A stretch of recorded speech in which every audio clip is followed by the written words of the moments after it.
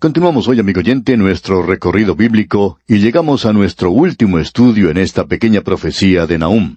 Estamos viendo aquí en este último capítulo, el capítulo 3, una descripción muy intensa que se nos presenta de la destrucción de la ciudad de Nínive. Usted debe recordar que cuando esta profecía fue dada, era algo profético precisamente, no era un relato histórico de lo sucedido, pero el relato histórico se conforma a este relato, y por cierto que eso puede ser profético al aplicarlo a nuestras propias naciones en el presente. Ahora Dios utilizó un lenguaje muy duro al describir a Nínive. Llamó a esta ciudad una ramera, y dijo que Él va a mostrar a todas las naciones la vergüenza y la inmundicia y lo vil de esa gran civilización, y hacer que todo el mundo pudiera observar eso. Era el fin de ese gran imperio asirio. Y en el versículo 7 de este capítulo 3 de Nahum leemos lo siguiente: Todos los que te vieren se apartarán de ti y dirán, Nínive es asolada, ¿quién se compadecerá de ella? ¿Dónde te buscaré consoladores? Dios está preguntando aquí, ¿dónde voy a encontrar a alguien que lamente, que muestre dolor por lo sucedido a esta ciudad? Nadie se iba a compadecer de ella, nadie iba a llorar allí. No habría ninguna clase de persona que fuera a velar los restos, por así decirlo. El autor de estos estudios bíblicos, el Dr. J. Vernon McGee, contaba un incidente en su vida cuando era pastor. Y nos decía él que en cierta ocasión fue llamado por una casa mortuoria para que fuera a llevar a cabo un servicio funeral, porque habían llevado allí el cuerpo de un hombre que no tenía familiares. Este hombre era un creyente que recién había ido a vivir a esa zona. Su esposa había fallecido un tiempo antes, y él había estado enfermo por mucho tiempo, de modo que la gente en realidad se había olvidado de él. Y cuando falleció, la gente ni siquiera reconocía su nombre. De modo que el Dr. McGee fue para llevar a cabo el servicio funeral, pero que no había allí nadie. Ninguna persona se había acercado. Era una de esas cosas tristes que podía ocurrir.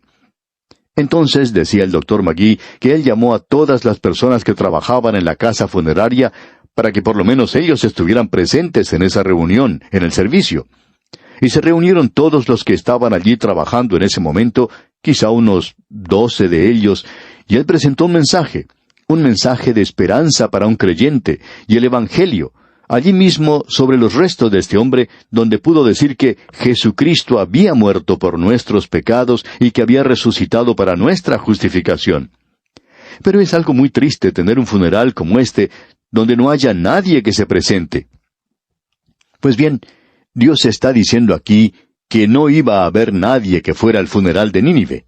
En realidad, todo el mundo se iba a regocijar en aquel día, que fue exactamente lo que ocurrió. Dios había derribado a esa gran ciudad, y cuando Dios dijo esto, ¿quién lo hubiera creído? A no ser que creyera en Dios. Uno tenía que aceptarlo por fe, pero sucedió así, tal cual Dios lo dijo que iba a suceder. Notemos ahora lo que comienza diciendo aquí el versículo 8. ¿Eres tú mejor que Tebas? Esta era la gran capital del Alto Egipto. Varios de los faraones habían reinado allí. Vamos a terminar de leer todo este versículo 8 y luego vamos a citar algo que dijo un expositor bíblico muy renombrado. El versículo 8 entonces dice en su totalidad, ¿eres tú mejor que Tebas, que estaba asentada junto al Nilo, rodeada de aguas, cuyo baluarte era el mar, y aguas por muro? Cuando se habla de aguas en plural, esto indica gran cantidad de agua. Y el río Nilo se desbordaba en la temporada de las lluvias, y parecía como si fuera un océano allí. Ahora esta ciudad había sido construida de tal forma que no se inundaba durante la época cuando se desbordaba el río. Y usted recuerda que se tuvo que sacar todo esto cuando se construyó ese gran dique en el río Nilo. Permítanos mencionar ahora lo que dijo el Dr. Charles Feinberg en un libro sobre la profecía de Nahum.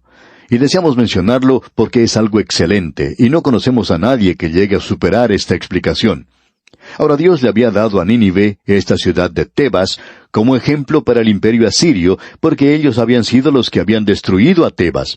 Y Tebas fue una gran ciudad, una ciudad que parecía inexpugnable, que nadie la podía tomar. Pero los asirios sí la tomaron, y fueron ellos quienes la destruyeron. Ahora esto debería haber sido un ejemplo para ellos, porque aún entonces Dios estaba juzgando a Tebas. Y esto nuevamente revela que Dios, que el gobierno de Dios, actúa entre los gobiernos del hombre en este mundo. Y Dios está actuando ahora. Notemos ahora esta cita que deseamos presentar del libro de Nahum por el Dr. Feinberg. Dice él: Tebas era la ciudad capital de los faraones para las dinastías 18ª hasta la 20ª. Tenía una arquitectura tal que los griegos y los romanos la admiraban. Los griegos la llamaban Diastolis, porque era la antiparti egipcia de Júpiter que se adoraba en ese lugar. Estaba ubicada en ambos lados del río Nilo. En la ribera este se encontraban los famosos templos de Karnak y Lusor. El primer poeta griego, Homero, habló de ese lugar como que tenía 100 grandes arcos o puertas. Sus ruinas cubren un área de unos 43 kilómetros. Allí se rendía culto al dios egipcio de Amón, quien es representado en algunas reliquias egipcias como una figura con cuerpo humano y cabeza de carnero.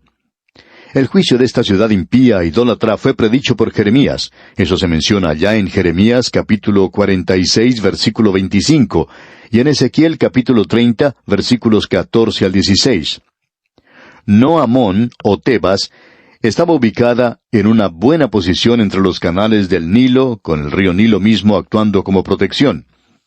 El Nilo parece ser un océano cuando desborda sus riberas una vez por año. Nínive podía contemplar su propia suerte en lo que sucedió con No Amón o Tebas, porque no era mejor que esa poderosa capital egipcia. Hasta aquí lo que dice el Dr. Feinberg. Podemos apreciar aquí, amigo oyente, que Dios está justificando el hecho de que Él está castigando esta ciudad. Ahora, en el versículo 9 de este capítulo 3 de Nahum leemos: Etiopía era su fortaleza, también Egipto, y eso sin límite. Fut y Libia fueron sus ayudadores. Es decir, que esta ciudad de Tebas, la capital del imperio egipcio en una ocasión, nunca pensaba que podía caer porque tenía el desierto de ambos lados. El río Nilo le servía de protección. Tenía aliados en el norte y en el sur. ¿Cómo podía algún enemigo entrar y atacarle? Bueno, los asirios lo hicieron. Y los asirios mismos pensaban que ellos también se encontraban en una posición donde nadie les podía atacar en aquella época. Ahora, en el día de hoy, amigo oyente, tenemos suficientes armas atómicas y otras clases de armas muy sofisticadas, y pensamos que podemos defendernos. Pero, amigo oyente, cuando Dios dice que llegó la hora, entonces la nación cae. Y la mejor defensa de un país no se encuentra en las armas. La mejor defensa para cualquier país es regresar a Dios y reconocerle en el gobierno. A veces la persona que está encabezando el gobierno o las personas que tienen altos cargos parecen ser cristianas, o por lo menos actúan de esa manera cuando están en público, pero en privado tienen un lenguaje que es verdaderamente censurable. Amigo oyente, eso es actuar de manera muy hipócrita. ¿Piensa usted que Dios va a dejarnos sin castigo? ¿Somos acaso algo especial nosotros? No creemos que lo seamos, amigo oyente.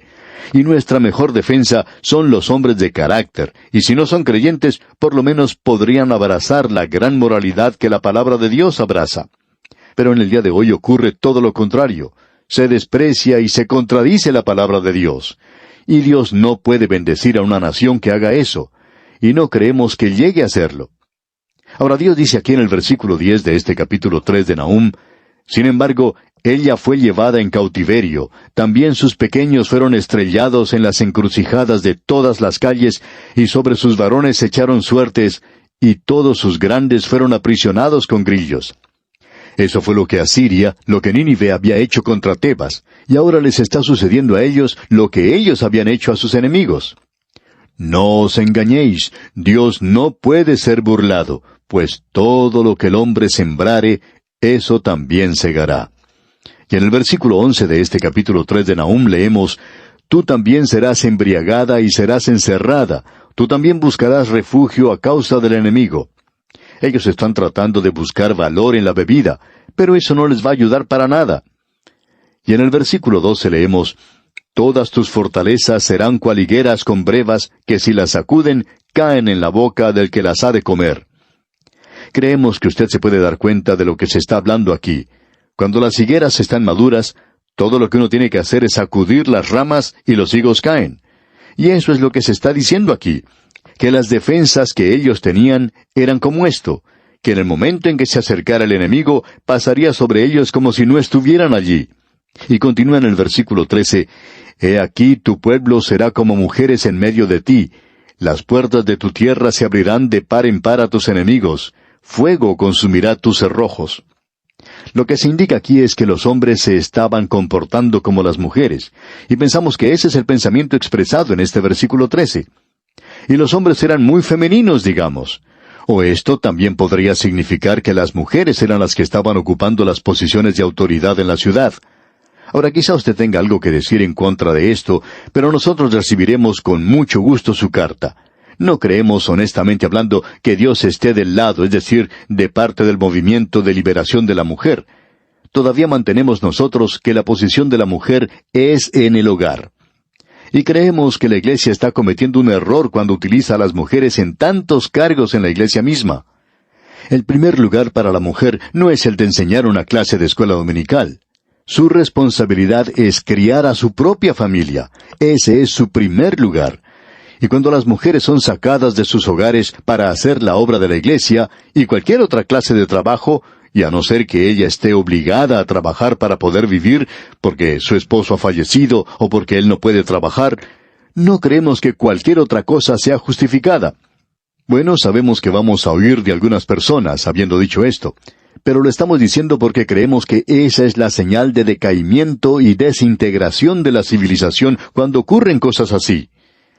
Ahora, en el versículo 14 de este capítulo 3 de Nahum podemos leer: «Provéete de agua para el asedio, refuerza tus fortalezas, entra en el lodo, pisa el barro, refuerza el horno». Es decir, que ellos van a comenzar a trabajar a toda prisa en los últimos momentos. Van a tratar de hacer ladrillos para su fortaleza y van a calentar el agua. Y usted sabe cómo hacían eso. Se subían a la muralla y llevaban un gran balde con agua hirviendo, y desde allá arriba de la muralla vaciaban esa agua caliente sobre los que estaban tratando de escalar la muralla. Y cuando el enemigo recibía sobre sí un baño de agua caliente, pues por supuesto que no podía atacar más, sino que caía a tierra. Y ahora el versículo 15 dice: «Allí te consumirá el fuego, te talará la espada, te devorará como pulgón, multiplícate como langosta, multiplícate como el langostón». En otras palabras, ellos trataban de traer refuerzos, pero eso no les iba a ayudar para nada. Y en el versículo 16 continúa diciendo: «Multiplicaste tus mercaderes más que las estrellas del cielo, la langosta hizo presa y voló». Usted puede ver que ellos multiplicaban el producto nacional, eran mercaderes o negociantes muy grandes. Pero eso todo ya se acabó. Y leemos aquí en el versículo 17, «Tus príncipes serán como langostas, y tus grandes como nubes de langostas que se sientan en vallados en día de frío. Salido el sol, se van, y no se conoce el lugar donde están». Es decir, que los líderes, cuando llegara la oportunidad, podrían escapar, por lo menos por un tiempo. Y el versículo 18 agrega: «Durmieron tus pastores, oh rey de Asiria, reposaron tus valientes, tu pueblo se derramó por los montes, y no hay quien lo junte». O sea que el liderazgo de la nación se ha desintegrado a tal punto que ya no pueden tratar de guiar a esa nación. Permítanos expresar algo ahora, amigo oyente, y queremos que usted nos entienda bien porque aquí no estamos hablando de política, no estamos hablando de ningún partido político, por cierto, pero queremos decir esto, que creemos que una de las grandes evidencias de la desintegración y deterioro de una nación es la falta de liderazgo a nivel nacional, así como también a nivel provincial, a nivel municipal y aún a nivel de comunidades pequeñas. Existe una gran falta de verdadero liderazgo. Ocupan esos lugares aquellos que pueden expresarse muy bien, con fluidez, aquellos que pueden prometer mucho y, por supuesto, el hombre rico también. Algunos presidentes del pasado ni siquiera podrían llegar a la presidencia hoy, porque no tienen el dinero suficiente para hacerlo. Y Dios está diciendo que esto es lo que ha provocado la caída de Asiria, entre otras cosas que ya ha mencionado. Y amigo oyente, usted puede aplicar esto a su propia nación. Lo que Dios dijo en este capítulo 3 es algo que sucedió tal cual lo dijo con Asiria, y ha sido cumplido así. Quizá también se pueda aplicar a nuestra propia nación. Pero, ¿estamos nosotros escuchando a Dios? Lamentablemente no, amigo oyente. Nadie está prestando ninguna clase de atención, por lo menos entre aquellos que están guiando los destinos de una nación. Esta gran tragedia de nuestra hora es que nos estamos apartando de Dios, estamos rechazando al Señor Jesucristo, al Príncipe de Paz, al Salvador del mundo. Escuchemos ahora las palabras finales de Dios en este libro de Nahum. Él presenta esto con palabras terminantes y serán dogmáticas. Esto se puede considerar como algo que le da escalofrío a uno. Es algo aterrador. Escuche usted aquí el versículo 19. No hay medicina para tu quebradura, tu herida es incurable. Todos los que oigan tu fama batirán las manos sobre ti, porque ¿sobre quién no pasó continuamente tu maldad? ¿Se da cuenta usted, amigo oyente, que estas personas aquí habían pecado, y pecado, y pecado, y esa era la forma de vivir que tenían? Y ahora ellos querían señalar a Dios y decir, o pensar que Él estaba equivocado, y que permitía el mal, y que Dios no hace nada en cuanto al mal. Y Dios dice que Él hace algo en cuanto a esto. Usted puede observar a su alrededor que suceden muchas injusticias, por cierto que se ven demasiadas. Pero amigo oyente, Dios está haciendo algo en todo esto. Y en el próximo libro que estudiemos, el libro de Habacuc, nos va a señalar precisamente eso. Dios es justo, y era un Dios de amor, aun cuando destruía a la ciudad de Nínive, y la barría de la faz de la tierra, porque ese pueblo desapareció completamente. Y Dios, amigo oyente, asumió toda la responsabilidad por su castigo. Bien, amigo oyente, llegamos así al final de nuestro estudio de esta pequeña pero prominente profecía de Nahum. Que Dios continúe bendiciendo su vida es nuestra ferviente oración.